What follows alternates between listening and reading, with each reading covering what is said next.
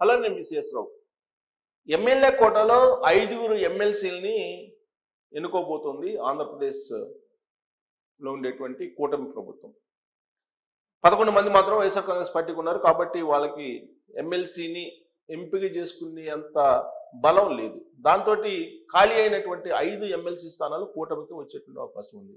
దీంట్లో ఒకటి ఫైనల్ అయింది. అది నాగబాబు గారికి జనసేన పార్టీకి కేటాయించారు కూటమి తరఫు నుంచి. ఆల్రెడీ అనౌన్స్ కూడా చేసేసారు. ఆయన మినిస్టర్ కూడా కాబోతూ ఉన్నారు. ఆయన సినిమాటోగ్రఫీ మినిస్టర్ అయ్యేటువంటి అవకాశం కూడా ఉంది అని చెప్పేసి జనసేనలో జరుగుతున్నటువంటి ప్రచారం. అయితే మిగిలినటువంటి 4 ఎమ్మెల్సీ స్థానాలు ఎవరికి ఉండేటువంటి అవకాశం ఉంది, ఎవరిని ఎంపిక చేసేటువంటి అవకాశం ఉంది, ఏ పార్టీకి వెళ్ళేటువంటి అవకాశం ఉంది అనే దాని మీద చర్చ చాలా తీవ్రంగా జరుగుతుంది. ఒకటి బీజేపీకి కేటాయించిన అవకాశం ఉంది అనేటువంటి చర్చ కూడా జరుగుతుంది. ఒకవేళ గవర్నర్ ఎంపిక జరిగి తెలుగుదేశం పార్టీకి కనుక గవర్నర్ పదవి అవకాశం ఇస్తే ఎమ్మెల్సీ పదవి ఒకటి బీజేపీకి వెళ్ళేటువంటి అవకాశం ఉంది. కాబట్టి ఇంకా 3 తెలుగుదేశం పార్టీకి ఉంటాయి ఎమ్మెల్సీ అవకాశం. సో ఈ 3 కూడా ఎవరు తెలుగుదేశం పార్టీకి ముందు వరుసలో ఉన్నారు అనేది ఇప్పుడు చర్చ జరుగుతుంది. ఒకవేళ గవర్నర్ అవకాశం కనుక ఇస్తే ఎన్డీఏ ప్రభుత్వం, ఢిల్లీ ప్రభుత్వం, ఢిల్లీలో ఉండేటువంటి ఎన్డీఏ ఎవరికి తెలుగుదేశం పార్టీ నుంచి అవకాశం ఉంటుంది అనే దాని మీద కూడా చర్చ జరుగుతుంది. చాలా క్లియర్గా గవర్నర్ విషయంలో తెలుగుదేశం పార్టీ స్పష్టంగా ఉంది.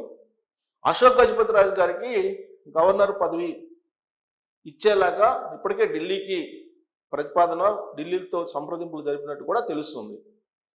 సో మరొక ఆలోచన లేకుండా, మరొక అభిప్రాయం కూడా లేకుండా ఏకాభిప్రాయంతో తెలుగుదేశం పార్టీ అధిష్టానం అశోక్ గజపతి రాజు గారిని గవర్నర్గా ఎంపిక చేసేలాగా ఢిల్లీ తోటి మాట్లాడుతున్నారని చెప్పి తెలుస్తుంది. సో అలాంటప్పుడు బీజేపీకి ఒక ఎమ్మెల్సీ వెళ్ళేటువంటి అవకాశం ఉంది. మరి ఆ ఎమ్మెల్సీ పదవి ఎవరికి వచ్చేటువంటి అవకాశం ఉంది అనే దాని మీద చర్చ జరుగుతున్నటువంటి క్రమంలో ఆ 4 మాత్రం ఎట్టి పరిస్థితుల్లో ఎమ్మెల్సీ అవకాశం వచ్చే అవకాశం లేదు అనేది తెలుస్తోంది. ఎవరు ఆ 4 అని అంటే తెలుగుదేశం పార్టీ, జనసేన, బీజేపీ పొత్తుని వ్యతిరేకించినటువంటి వాళ్ళు, ఎన్నికలకు ముందు వైఎస్ఆర్ కాంగ్రెస్ పార్టీకి కోవట్లుగా వ్యవహరించినటువంటి వాళ్ళు. వాళ్ళల్లో ఒకళ్ళు గోదావరి జిల్లాకు సంబంధించినటువంటి లీడరు. ఆయనకి అప్పట్లోనే ఎమ్మెల్యే టికెట్ ఇవ్వడానికి కూడా తెలుగుదేశం పార్టీ అంగీకరించలేదు. సో ఇప్పుడు ఎమ్మెల్సీ పదవి ఇవ్వడానికి కూడా అంగీకరించకపోవచ్చు. కాబట్టి ఒకటి రూల్డ్ అవుట్. ఇక మరొక లీడరు రాయలసీమకు సంబంధించినటువంటి లీడరు. అతను మామూలు లీడరే, ఎక్కడ కూడా ప్రత్యక్ష ఎన్నికల్లో గెలవలేదు.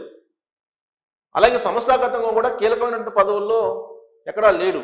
కానీ టీవీ ఛానల్స్లో, సోషల్ మీడియాలో తరచూ కనిపిస్తూ ఉంటారు. ఆ టీవీ ఛానల్లో కనిపించడమే ఎలిజిబిలిటీగా భావించి ఆయన ఎమ్మెల్సీ పదవిని ఆశిస్తూ ఉన్నారు. ఆల్రెడీ అమరావతి రాజధానిని వ్యతిరేకిస్తూ అమరావతి మహిళల్ని కించపరిచి చెప్పు దెబ్బలు కూడా తిన్నాడు అతను కూడా ఇప్పుడు ఎమ్మెల్సీ పదవిని ఆశిస్తూ ఉన్నారు. కానీ అతనికి వచ్చేటువంటి అవకాశం లేదు అని చెప్పి తెలుస్తూ ఉంది. ఇక మరొక ఎమ్మెల్సీ అంటే మరొక వ్యక్తి ఎమ్మెల్సీ ఆశిస్తున్నటువంటి బీజేపీలో ఉండేటువంటి వాళ్ళు తెలుగుదేశం పార్టీకి వ్యతిరేకంగా పనిచేస్తూ ఉన్నటువంటి గోదావరి జిల్లాలో సంబంధించినటువంటి మరొక లీడరు. ఆయన కూడా ఎమ్మెల్సీ పదవిని ఆశిస్తూ ఉన్నారు. కాకపోతే ఈ మధ్యకాలంలో తెలుగుదేశం పార్టీకి కొంచెం దగ్గరయ్యి తెలుగుదేశం పార్టీతో కలివిడిగా ఉండేటువంటి ప్రయత్నం చేస్తూ ఉన్నాడు ఆయన. సో ఆయనకు కూడా డౌటే. మరి ఇంక ఎవరికి నాలుగో వ్యక్తి ఎవరు, 4వ లీడర్ ఎవరు అని అంటే 4వ లీడరు ఆయన కూడా తెలుగుదేశం పార్టీకి వ్యతిరేకంగా పనిచేసినటువంటి రాయలసీమకు సంబంధించినటువంటి లీడరు. ఆయనకు కూడా అవకాశం లేదు అని చెప్పి తెలుస్తుంది. పైగా ఢిల్లీతోటి టచ్లో ఉన్నారు. ఢిల్లీతో టచ్లో ఉన్నటువంటి ఆ లీడరు ఆయనకి కూడా అవకాశం లేదు అని చెప్పి తెలుస్తూ ఉంది. సో కాబట్టి ఎవరైతే తెలుగుదేశం పార్టీలో ఉంటూ వైఎస్ఆర్ కాంగ్రెస్ పార్టీకి కోవట్లుగా పనిచేస్తూ ఉన్నారో వాళ్ళకైతే అవకాశం లేదు. మరి ఎవరికి ఎమ్మెల్సీ ఇచ్చేటువంటి అవకాశం ఉంది? బీజేపీకి ఒకవేళ ఇవ్వాల్సి వస్తే అని అంటే పురంధరేశ్వరి గారి మీద ఆధారపడి ఉంటుంది. మరి ఎవరిని ఎంపిక చేస్తారో ఏంటి అనేది అది వాళ్ళ పార్టీకి సంబంధించిన ఇష్యూ. ఒకవేళ బీజేపీకి కనుక ఇస్తే మరి తెలుగుదేశం పార్టీకి 3 ఎమ్మెల్సీ మిగిలి ఉంటాయి అప్పుడు. ఒకవేళ బీజేపీకి ఇస్తే, బీజేపీ ఇవ్వకపోతే 4 ఉంటాయి.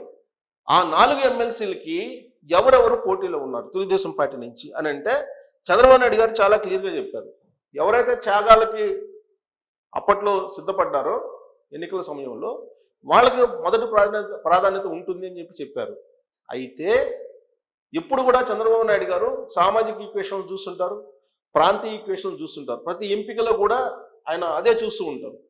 మరి ఆ కోణం నుంచి ఆలోచిస్తే ఎవరెవరికి అవకాశం ఉండే ఛాన్సెస్ ఉన్నాయి అని అంటే, ఒకటి బీసీలకి ఖచ్చితంగా బీసీలకు ఒకరికి అవకాశం ఇస్తారు చంద్రబాబు నాయుడు గారు. ఎందుకంటే తెలుగుదేశం పార్టీ బీసీల పార్టీ, బీసీలు వెన్నుముకగా ఉంటారు ఆ పార్టీకి అనేది అందరికీ తెలిసినటువంటి విషయమే. తెలుగుదేశం పార్టీ అధినేత అయితే బీసీలకి మొదటి ప్రాధాన్యత ఇస్తూ ఉంటారు.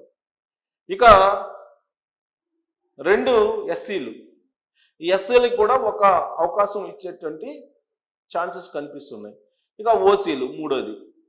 మరి ఓసీలకి, బీసీలకి, ఎస్సీలకి సమ ప్రాధాన్యత ఇస్తూ ప్రాంతాలని దృష్టిలో పెట్టుకొని త్యాగాలను కూడా గుర్తు చేసుకొని ఇవ్వాల్సి ఉంది.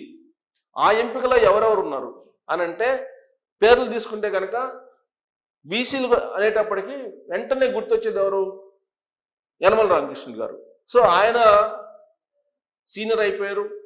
ఇక ఆయన్ని పార్టీ నుంచి పక్కకు తప్పించాలి లేదా సంస్థాగతంగా ఉపయోగించుకోవాలనుకుంటున్నారు తప్పితే ఇక చట్టసభల్లోకి ఆయన్ని తీసుకునేటువంటి అవకాశం ఇప్పుడున్నటువంటి కొత్త జనరేషన్కి లేదు.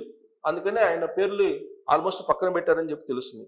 ఇంకా బీటీ నాయుడు, ఈయనకి అవకాశం బహుశా పేర్లు అయితే ఉన్నాయి కానీ బహుశా అవకాశం చాలా తక్కువ ఉండొచ్చు. అశోక్ బాబు ఆల్రెడీ ఆయనకి అవకాశం ఇచ్చారు, మళ్ళీ అవకాశం ఇస్తారన్నటువంటి నమ్మకం లేదు. ఇక Duvvarapu Ramarao, Janga Krishnamurthy already TTD board మెంబర్గా ఉన్నారు కాబట్టి ఆయనకు కూడా ఛాన్స్ లేదు. ఇక మోపిదేవి వెంకటరమణ రాజ్యసభ సభ్యుడిగా ఉంటూ ఆయన రాజీనామా చేశారు. బహుశా ఆయనకు అవకాశం ఉంటుంది. బహుశా ఆయన పార్టీలోకి వచ్చేటప్పుడు కూడా ఒక హామీ ఇచ్చినట్టు తెలుస్తుంది. అందుకే మోపిదేవి వెంకటరమణకి అవకాశం ఉంటుంది. కేఎస్ జవహర్ మాజీ మంత్రి, ఈయన ఎస్సీ. బీదార్ రామచంద్ర బీసీ. మరి ఇవన్నీ ఉన్నాయి పరిశీలనలో. కొమ్మాల పాటి శ్రీధర్, పరసారత్నం, పీతల సుజాత, పివిఎస్ఎన్ శర్మ, గవిరెడ్డి రామానాయుడు, మహమ్మద్ నజీర్, నాగబాబు, ఏఎస్ రామకృష్ణ, వీళ్ళందరూ ఉన్నారనమాట. సో వీళ్ళల్లో మోపిదేవి వెంకటరమణకి ఛాన్స్ ఉంటుంది. బహుశా ఉంటే బీదార్ రవిచంద్రకి ఉండే ఛాన్సెస్ ఉన్నాయి. ఇక రెడ్డి సుబ్రహ్మణ్యం, లింగారెడ్డి, కేఈ ప్రభాకరు ఎమ్మెల్సీ ఆశ ఒక లిస్టులో ఉన్నారు కానీ వీళ్ళు పెద్ద పరిగణలోకి తీసుకోకపోవచ్చు. సో కాబట్టి చంద్రబాబు నాయుడు గారు వీళ్ళ ఆస్పిరెంట్స్ ఉన్నారు, వీళ్ళు కాకుండా విచిత్రమైనటువంటి పరిణామం ఏంటంటే రాజ్యసభ వచ్చినా, ఎమ్మెల్సీ వచ్చినా, ఏ నామినేటెడ్ పోస్ట్ వచ్చినా తానున్నానంటూ వచ్చేటువంటి ఒక సీనియర్ పొలిటీషియన్ ఉన్నారు. ఎస్సీ వర్గానికి సంబంధించి పొలిట్ బ్యూరోలు ఉన్నారు. ఆయన కూడా ఎక్స్పెక్ట్ చేస్తున్నారు. మరి చంద్రబాబు నాయుడు గారి యొక్క ఈక్వేషన్ ఎలా ఉంటుందో కానీ ఆస్పిరెంట్స్ అయితే ఎక్కువగా ఉన్నారు. బట్ బీజేపీ నుంచి ఇవ్వాల్సి వస్తే ఆ 4 మాత్రం ఇచ్చేటువంటి పరిస్థితి అయితే ఉండకపోవచ్చు. సో నాగబాబు గారు అయితే ఫైనల్ అయ్యారు. మిగతా 4 ఎవరనేది మీరు కామెంట్ రూపంలో తెలియజేయచ్చు. Thank you.